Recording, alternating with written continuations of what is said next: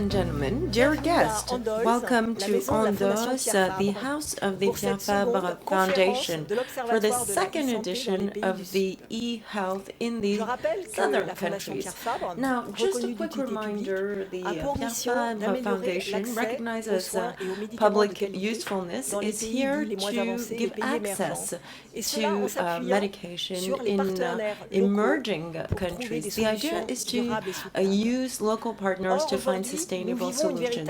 However, today we are undergoing a true digital change, and that means that everyone in the entire planet is connected through the web or even through digital, and therefore the southern countries are stakeholders. And for example, we have vulnerable populations that are no longer isolated. They now have access to health and education services. It's a great opportunity, and this is why the e-health is here. The Observatory of the e-health was launched a year ago, and this is the result of work from a group of experts. And this year we have new members. So let me give you some names: Dr. Mehdi Ben-Sophie, Professor Jean-Luc Clément, Professor Bayayoko Echelo Walandrine, who was our award winner last year, and Ben Lagel. And so this observatory, the objective of this observatory is here to contribute to this digital revolution. The services have to be given to even the poorest populations. We want to become a flagship as well as a bridging flagship. Why? Because we're going to monitor, we are going to in fact detect in Africa and in Asia all these initiatives that are going to help the health of these populations. And I would like to thank Samira and the team who has carried out most of the surveys. They traveled kilometers to do that. So today we have listed 71 initiatives, 71 actions. All these actions, all the initiatives are all available on the website Odessa. .io. So again, I was talking about becoming a bridge between the health professionals, but also the private and public authorities. And this is the objective of this day. That is why we have award-winning, and we are going to select and list winners. We have selected them for the quality and the relevance, and also being capable of scaling up in a country or a continent for all these initiatives that are providing services to the most vulnerable populations. You will see the presentations from 6 countries: Botswana, Ethiopia, Senegal, Nepal, Vietnam, India. All these actions are for vulnerable populations, and 2/3, of course, are focused on the health of mothers and babies. This conference is filmed, broadcasted live as if we're on a TV show in 15 university campuses. So our objective is to have sharing of experience and sharing our knowledge. Of course, we'll hand the mic to these winners, but also experts from the north, from the south, working for NGOs, cooperations, but also other countries, and each contribute to the development of e-health solutions that have to be embedded, scaled up, and also coordinated with accessible results. And so this pooling, this sharing of knowledge are here also to grow pioneer actions. And we would also like to, of course, support the French-speaking countries in Africa. And that is why the name of the meeting is towards an e-health. We have given privilege and priority to a real landscape.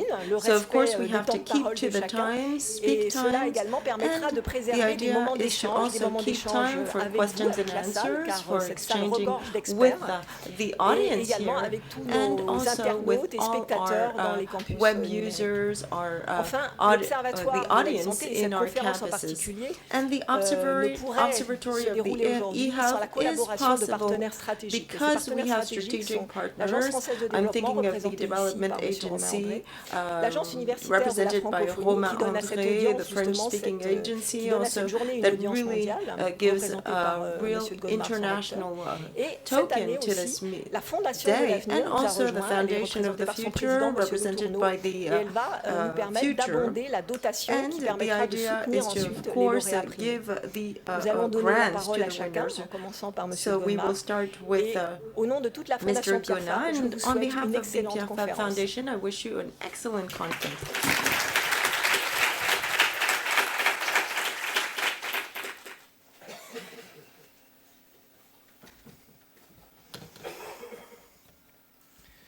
Bonjour à tous. Hello everyone, ladies and gentlemen, dear colleagues. First of all, I'd like to thank Béatrice and the entire Pierre Fabre Foundation. Thank you for having invited me for the second edition of the e-health. I was not able to make it last year when you kicked off the Observatory, so that is why I am extremely happy and honored to be with you this morning, and also being capable of being here in this wonderful building.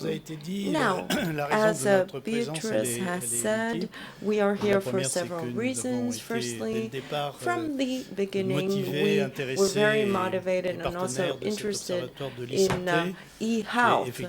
And indeed, I'd like to in fact, welcome everyone from all over the world, people who are watching us and who will be looking and listening to the wonderful presentations from our experts. This partnership with the Pierre Fabre Foundation, now in addition to our participation to the e-health, is backed up also by other actions.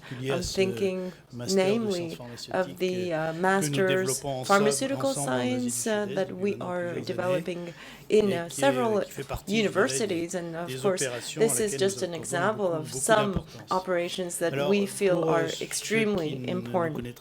Now, for those of you who don't know what we do, the French-speaking University Agency, what is it? It's a pooling and association of universities.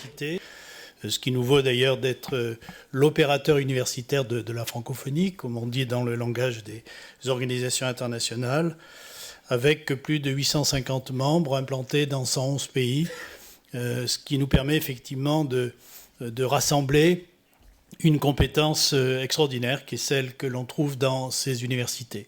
Et c'est la raison pour laquelle, depuis quelque temps, mais l'Observatoire de l'e-santé a été un des déclencheurs, l'Agence universitaire de la francophonie qui avait assez peu investi dans le domaine de la santé les périodes précédentes, eh bien, s'y est intéressé pour une raison assez simple, c'est que dans ces 850 universités dont je vous parle, out of these 850 universities, a lot are medical universities, and therefore we believe that we have a lot of experts, and we strongly believe that we can contribute and coordinate in order to play a role in this tremendous section of health. Now, for our agency, this investment corresponds and matches what we call a convergence of our main strategic axis.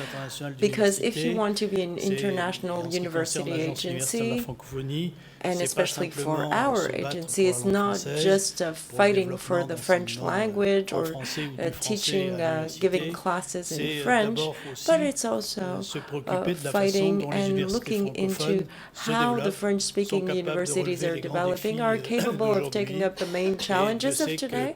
And I also know that for the French-speaking universities in the countries list here and involved in the e-health observatory, we know that the challenges are multiple. I think the driver of our agency is trying to orchestrate what I call active solidarity between universities, so that the expertise of one university will help another university. And I think that is the mindset of our agency, but also other foundations, such as the Pierre Fabre Foundation. So a strong potential of our expertise, we can therefore contribute to this active solidarity in emerging countries, in vulnerable countries, if you like. And this solidarity is much needed. Firstly, our main goal is to ensure quality of teaching. It's difficult to measure this, but what we do and what we have seen is that there has been a huge ramp up in these universities. People are more and more educated, much more than, and I'm speaking when I was a student, and so now we have been able to increase the number of students attending universities, a double-digit growth. This means that there are flows of students, diverse, and again, much more than what was seen a couple of years ago. And that also entails a lot of challenges about the quality of teaching. And I think the real question is how we manage the increase of students and the keeping the quality of our teaching. And I think it's not just the southern countries. I think that concerns a lot of other countries, northern countries. And so that is why we have invested massively in digital, because digital is a tool among a toolbox that is here to cater everyone, a lot of students, but also giving know-how. And this is something that we talk a lot about today. It's very interesting to see how, for example, in Africa, we are capable of giving equipment, whereas in Africa we kind of lack a lot of things. But now you see that everyone has a mobile phone, and this means that through the mobile phone we're able to give educational tools, and we're capable of offsetting the weaknesses of universities located there. We don't have much equipment, resources, and so I think what I call and what I name active solidarity can be done in terms of training, in terms of research, and I think that the expert that we will have today will be able to tell us a little bit more. They know that we need to set up a research structure, and the idea is that people are mobilized and want to do that in these countries. And other problems, that is to say, employment. What about the future of these students, these graduates? Are they going to find jobs? I think that a massive bomb that might explode sooner than we think is these flows of graduate students are skilled with masters, PhDs, and unfortunately they cannot find a job. Why? Because the country is not capable of giving them a job. And so there's also this question, a paramount issue that needs to be tackled. What about the health? I think the health is a sector that is growing. We have more and more needs there, but at the same time, the solvability and employability is not there. And one last reason, which is quite straightforward, if we want to support vulnerable universities, we also need to support them in what we call an expected role in universities, being capable of operating global development, matching the major society challenges, and education is definitely one of them. Now, all this is expressed with a true determination in how we decide to put more efforts and energy in the sector of health. And this is very recent, and I think the recent action is, well, to set up this observatory, and we decided to take part in this observatory. But we've also signed a partnership with a lot of deans, pharmacies of medicine, pharmaceutical, but also equivalent. So we have now conferences, and also we set up partnerships with the University of the UNES. You've probably heard about this. It's a digital university specialized in health. And so the idea is to, in fact, have a consortium of goodwill in order to contribute to the development, especially in the French-speaking world, around issues of health. We're going to talk about them today. How do you support training, research in health, but also boost digital in French-speaking universities, and also roll out e-health, and this is again one of the roles of the Observatory, and also if we can strengthen multilateral transcontinental cooperation in the area of health, again there's much more to do.